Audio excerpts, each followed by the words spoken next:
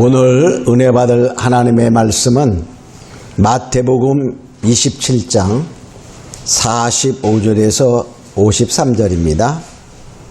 마태복음 27장 45절 말씀. 제6시로부터 온 땅이 어두움이 입히어 제9시까지 계속하더니 제9시쯤에 예수께서 크게 소리질러 가라사대 엘리 엘리 라마 사박다니 하시니 이는 곧 나의 하나님 나의 하나님 어찌하여 나를 버리셨나이까 하는 뜻이라. 거기서 어떤 자 중 어떤 이들이 듣고 가로되 이 사람이 엘리야를 부른다 하고 그 중에 한 사람이 곧 달려가서 해용을 가지고 신포도주를 먹게 하여 갈대에 깨어 마시우거늘 그 남은 사람들이 가로되 가만두어라 엘리야가 와서 저를 구원하나 보자 하더라. 예수께서 다시 크게 소리 지르시고 영혼이 떠나시다. 이에 성소 휘장이 위로부터 아래까지 찢어져 둘이 되고 땅이 진동하며 바위가 터지고 무덤들이 열리며 자던 성도의 몸이 많이 일어나되 예수의 부활 후에 저희가 무덤에서 나와서 거룩한 성에 들어가 많은 사람에게 보이니라. 아멘. 오늘 은혜 받을 말씀의 제목은 찢어지는 휘장소리입니다. 찢어지는 휘장소리. 자, 예수님께서 십자가에서 운명하시기 직전에 약 3시간 동안, 즉 정오 12시부터 오후 3시까지 흑암 어둠이 덮었다 이렇게 말하고 있어요. 그러시고 예수님께서 엘리 엘리 라마 사박다니 이렇게 외치셨다 이렇게 말합니다. 그것은 나의 하나님 어찌 나를 버리시나이까. 즉 하나님이 예수님을 버려버렸어요. 십자가에서 그냥 죽게 내어버려 두었다 그런 말이죠. 자, 그렇게 운명하시게 될 때에 위로부터 휘장이 아래로 찢어졌다 이렇게 말합니다. 휘장이 위로부터 아래로 찢어졌다는 말은 사람이 찢은 것이 아니다. 그러면 사람이 찢으려면 어떻게 될까요? 밑에서부터 찢어야 돼. 위로부터 찢어졌다는 말은 하나님이 전적으로 하셨다 하는 의미가 됩니다. 그런데 그때의 그 상황이 얼마나 요란했던지 정말 그 땅이 진동하고 바위가 터지고 바위가 깨지며 무덤이 열렸다 그래요. 무덤이 열렸어요. 그리고 자던 자들이 일어났다. 죽은 자가 살아났다. 이렇게 말하고 있습니다. 자, 그럴 때 그 상황을 볼 때 거기 휘장이 찢어졌어요. 그 휘장은 바로 성소와 지성소를 막는 휘장이었어요. 즉 하나님의 법궤가 있는 그 속죄소가 있는 곳에 아무나 들어갈 수 없도록 만들어 놓은 휘장이 찢어졌다 이렇게 말하고 있습니다. 자, 이때에 휘장이 찢어지며 요란한 그 정말 땅이 진동하고 지진이 여기 보니까 바위가 터지고 또 무덤이 열리는 아주 사람들이 생각하면 두렵고 떨리는 그러한 상황이 벌어진 것을 보게 됩니다. 이때 휘장이 찢어지는 소리 속에서 과연 그 소리는 무슨 소리였을까를 생각해 보며 왜 흑암이 덮었을까? 왜 그러한 요란한 상황이 벌어졌을까?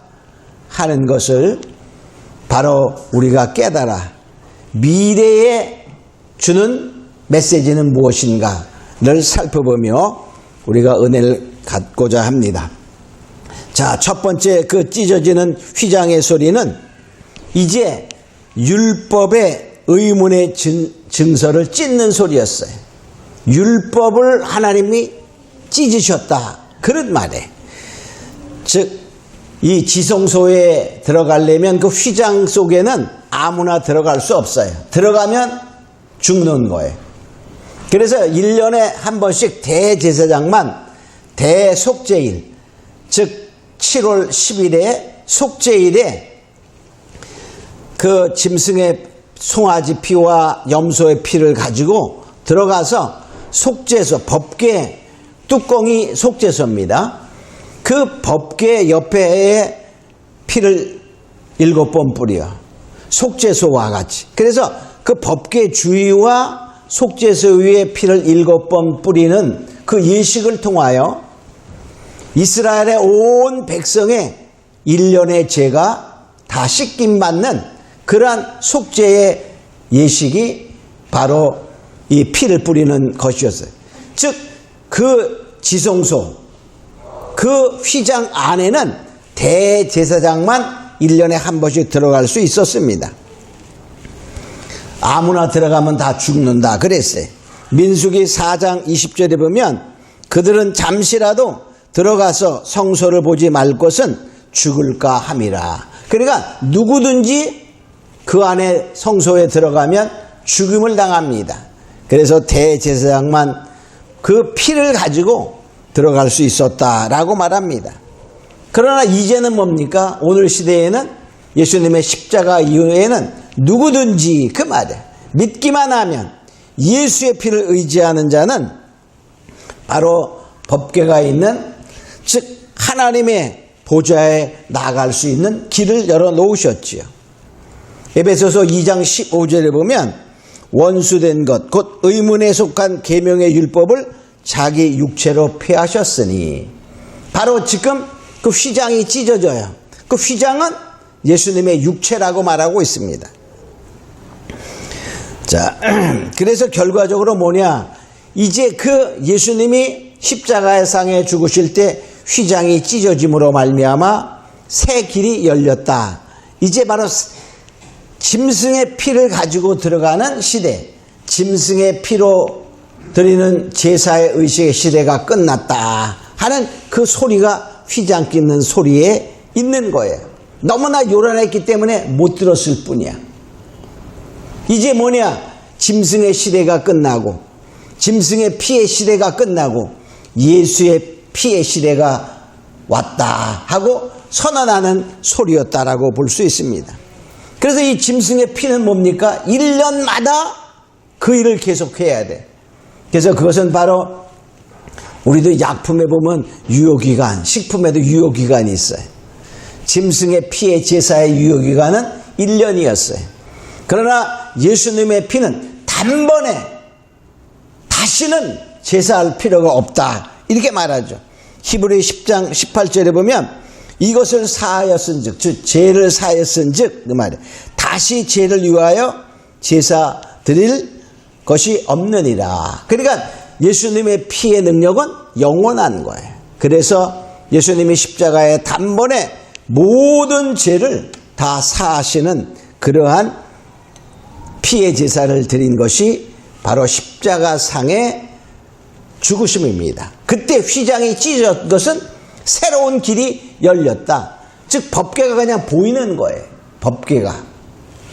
자, 그래서 바로 의문의 그 율법의 증서, 율법의 예식을 폐하는 그러한 하나의 소리였다 볼 수 있어요. 자, 두 번째 소리는 무슨 소리냐? 하나님과 사람 사이에 죄의 담이 놓여 있었어요. 그래서 그 죄의 담을 허는 소리였다 볼 수 있어요. 죄의 담을 허는 소리였습니다. 이제 바로 뭐냐? 예수님께서는 십자가에 죽으셔 말미암아 우리의 죄를 다 담당하셨기에 이제 피를 의지하고 나아가는 자는 하나님께서 우리의 죄를 기억하지 아니하십니다. 자, 그래서 그 죄의 담을 허셨다라고 말해. 에베소서 2장 14절에 보면 그는 우리의 화평이신지라 둘로 하나를 만드사 중간에 막힌 담을 허시고, 그러니까 하나님과 사람 사이의 죄의 담을 허셨다라고 말하고 있습니다. 그래서 그 죄 때문에 나아갈 수 없던 사람들이 이제 죄의 담이 헐려서 나아갈 수 있는 길을 열으셨다 하는 소리인 것입니다. 그래서 휘장이 찢어지면 예수님의 육체의 죽으심을 말하는 것, 십자가의 죽으심을 말합니다. 히브리서 10장 20절에 보면 휘장은 곧 저의 육체니라. 예수님의 육체를 예수님이 십자가의 죽으심으로 말미암아 그 휘장이 찢어졌어요. 그러니까 바로 예수님의 십자가의 죽으심은 휘장이 찢어졌다는 말은 이제 막힌 담이 허물어졌다 그런 말이에요. 그래서 결과적으로 뭡니까? 우리는 그냥 예수님의 피의 은혜로 죄담이 헐렸어요. 그러니까 뭡니까? 죄인에서 의인으로 변화되는 거예요. 로마서 3장 23절로 24절 보면 모든 사람이 죄를 범하였음에 하나님의 영광에 이르지 못하더니, 그러니까 담이 있으니까 갈 수가 없었어요. 그리스도 예수 안에 있는 구속으로 말미암아, 즉 예수 안에 있는 구속이란 말은 예수님이 대신 죄값을 지불했다. 그러면 구속이란 말은 대신 지불한 것을 말하는 거예요. 우리가 일반적으로 구속시켜 그럼 가두는 것을 말하지만 성경에서 말하는 예수님의 구속은 예수님이 우리를 대신하여 값을 지불한 것을 구속이라고 표현하게 됩니다. 하나님의 은혜로 값없이 의롭다 하심을 얻은 자 되었느니라. 그러니까 우리는 이제 예수님의 십자가의 죽으심을 통하여 막힌 담이 다 헐려서 죄인에서 의인이 되어 주님께 나아갈 수 있다 하는 것입니다. 자, 세 번째 들려온 그 소리는 무슨 소리냐면 이제 뭐냐? 새로운 생명의 길이 열리는 소리입니다. 생명의 길을 여는 소리다 볼 수 있어요. 여기 히브리서 10장 20절에 보면 그 길은 우리를 위하여 휘장 가운데로 열어놓으신 새롭고 산 길이요 휘장은 곧 저의 육체니라. 즉 그 휘장 가운데로 휘장이 찢어짐으로 말미암아 길이 열렸어요. 근데 그것은 새로운 길이요 산 길, 생명의 길이다 그런 말이에요. 사는 길이다 그런 말이에요. 그래서 결과적으로 뭐냐, 이 새로운 생명의 길이 여는 소리였다 볼 수 있어요. 근데 그때 보니까는 자, 예수님이 딱 그 휘장이 찢어졌어. 예수님이 죽으시고 그때 뭐 했죠? 무덤이 열렸다 그래서 무덤이 열렸어. 무덤이 열렸다는 말은 뭡니까? 사망 권세가 깨지는 거예요. 무덤 속에는 사망이죠. 그 사망 권세가 깨진다 그 말이에요. 사망 권세가 깨졌어. 자, 그 다음에 또 뭡니까? 근데 그들이 자, 무덤 한번 여러분이 상상을 해보세요. 무덤에서 자던 자들이 일어났어. 근데 그 일어나서 그냥 바로 돌아다닌 게 아니에요. 부활 후에 그가 거룩한 성에 들어가. 그러니까 무덤에서 자던 자들이 부활 후에 거룩한 성 예루살렘에 들어가서 사람들에게 보였어요. 그전에는 무덤에서 일어났지만 어디에 있었어? 무덤에 그냥 있었어요. 이것은 바로 예수님의 십자가를 통하여 사망의 권세가 깨졌어요. 사망의 권세가 깨져서 누구나 살아날 수 있는 그러한 기회가 있는 거예요. 근데 뭐냐? 부활 후에 그 말이에요. 부활 후에 그 말은 뭐죠?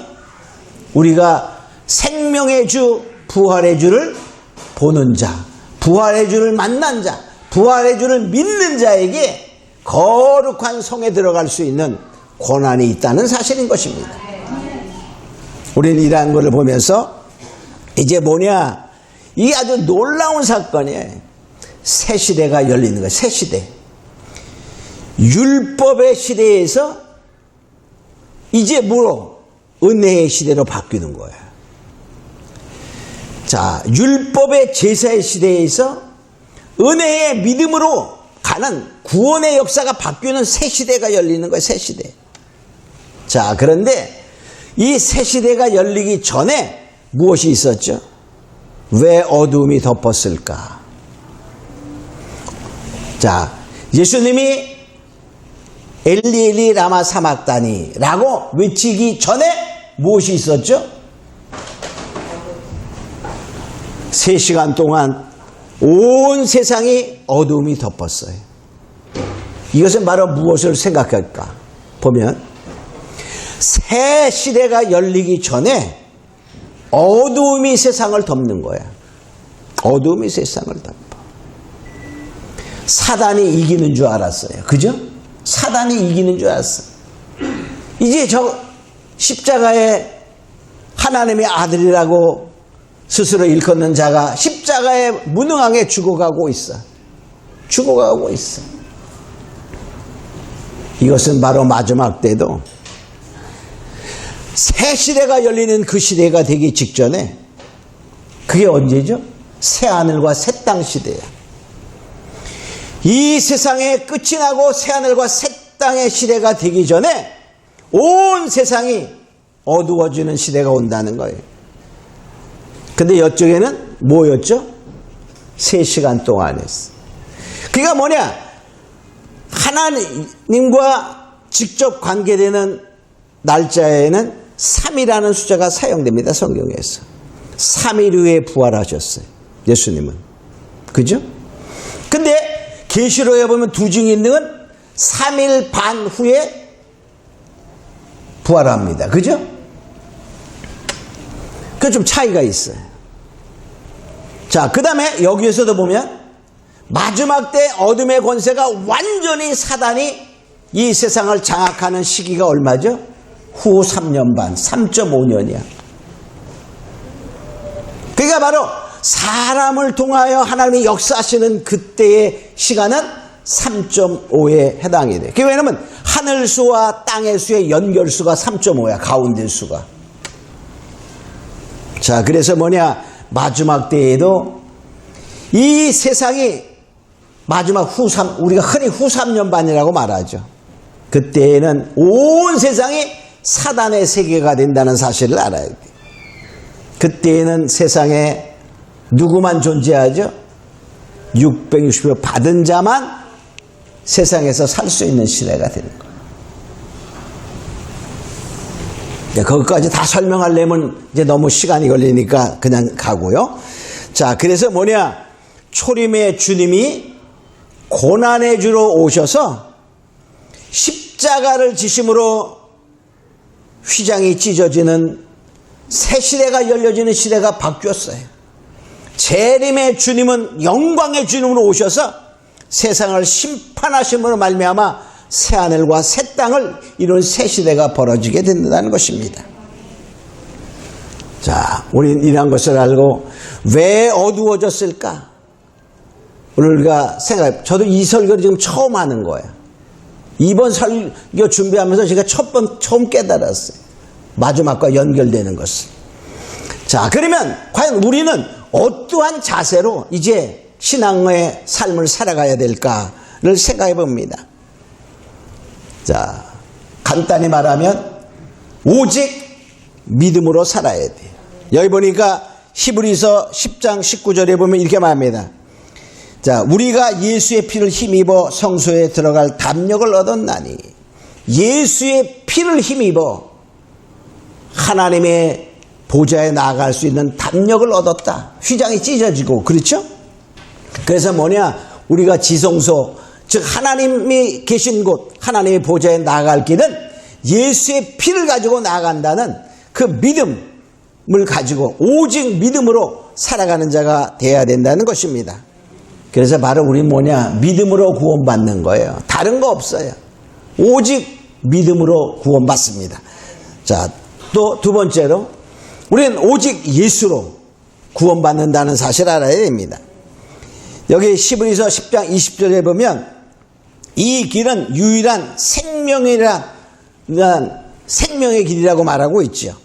자, 히브리서 10장 20절, 그 길은 우리를 위하여 휘장 가운데 열어놓으신 새롭고 산 길이요 휘장은 곧 저의 육체니라. 그러니까 새로운 길을 주님이 열으셨어요. 그게 바로 뭐죠? 예수님이 통하여 구원받는 새로운 길을 열었다 그 말이에요. 옛날에는 뭐죠? 짐승의 피를 가지고 1년마다 제사를 드리고, 그건 대속죄일. 또 뭡니까? 각자가 죄를 지을 때마다 속죄 제사를 드렸어야 됐어요. 그런데 바로 이제는 뭐냐? 새로운 길인데, 그게 바로 뭐죠? 예수의 십자가의 사건을 믿음으로 말미암아 예수님이 나의 죄를 위하여 십자가에 죽으셨고 그 피로 나의 죄를 씻었다는 사실을 우리가 믿고, 바로 그것만이 유일한 구원의 길이라는 사실을 우리가 깨닫고 믿고 나가는, 오직 예수, 예수 외에는 구원이 없다 하는 사실을 우리가 믿는 것입니다. 그래서 예수님이 말씀하셨죠. 내가 길이요 진리요 생명이니 나로 말미암지 않고는 아버지께로 올 자가 없다. 바로 요한복음 14장 6절에 말씀하신 것은 주님 말이 생명의 길이요 천국 가는 길이요 유일한 길이라는 사실을 알아야 돼. 근데 오늘날 많은 목사들이 모든 종교는 진리 있다라고 말하는 다원주의가 세상을 판치고 있다 그 말이에요. 그러니까 뭡니까? 하나님과 반대되는 말을 하는 거예요. 그러니까 결과적으로 뭐죠? 그들은 이탈되어 가는 거예요. 그러니까 진리에서 벗어난 자가 되는 것입니다. 자, 그 다음에 온 세상이 어두워지기 전에 우리는 깨닫는 자가 돼야 돼. 온 세상이 어두워진 다음에는 깨닫기가 어려워요. 구원받을 수 없어요. 자, 성경의 예를 봅니다. 자, 십자가상에 누가 달렸죠? 예수님이 가운데 달리시고 좌우편에 강도 둘이 달렸어요.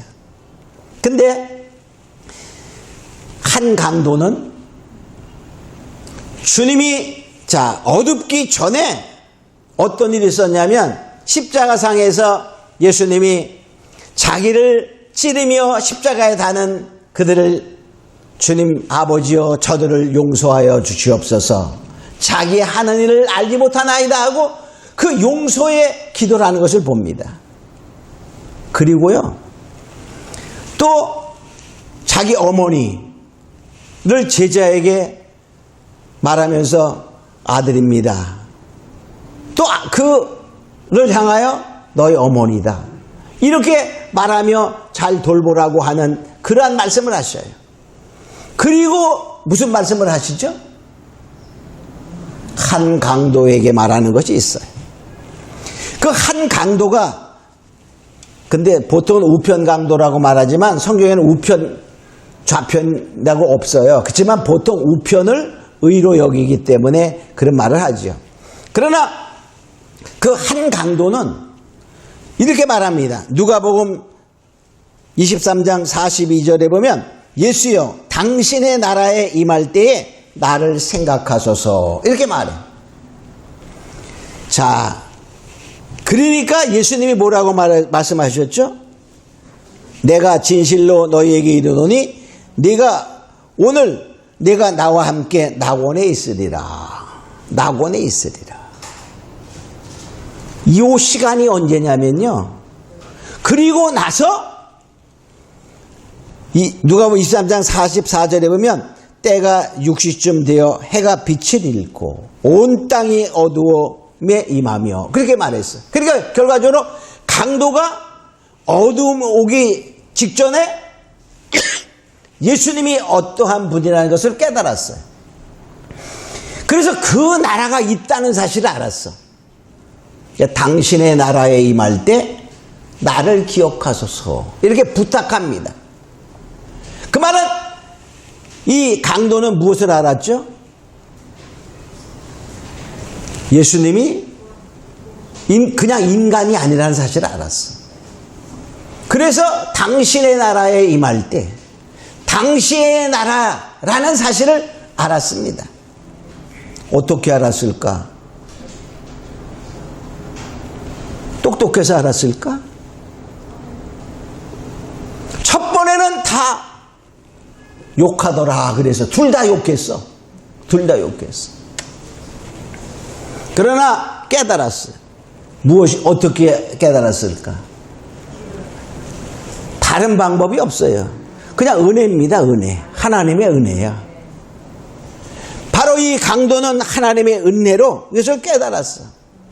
그래서 결과적으로 예수님의 십자가의 은혜로 받는 구원 열차의 첫 승객이 되는 거예요. 첫 승객.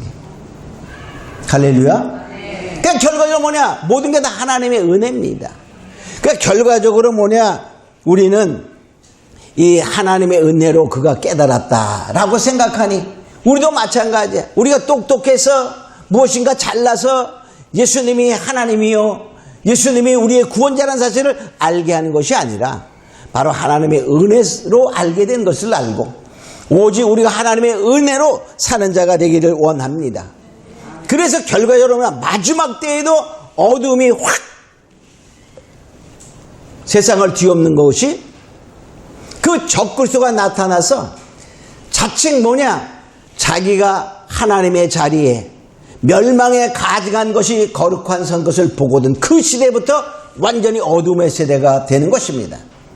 바로 그때 그 전에 우리가 깨닫는 자가 돼야 돼. 할렐루야. 이것이 다 하나님의 은혜야. 그래서 마지막 때 그게 언제냐? 해가 빛을 잃을 때가 인으로 따지면 6째 인을 뗄 때야. 계시록에 6째. 그러면 6째 인을 떼기 전에 뭘 깨달아야 돼요?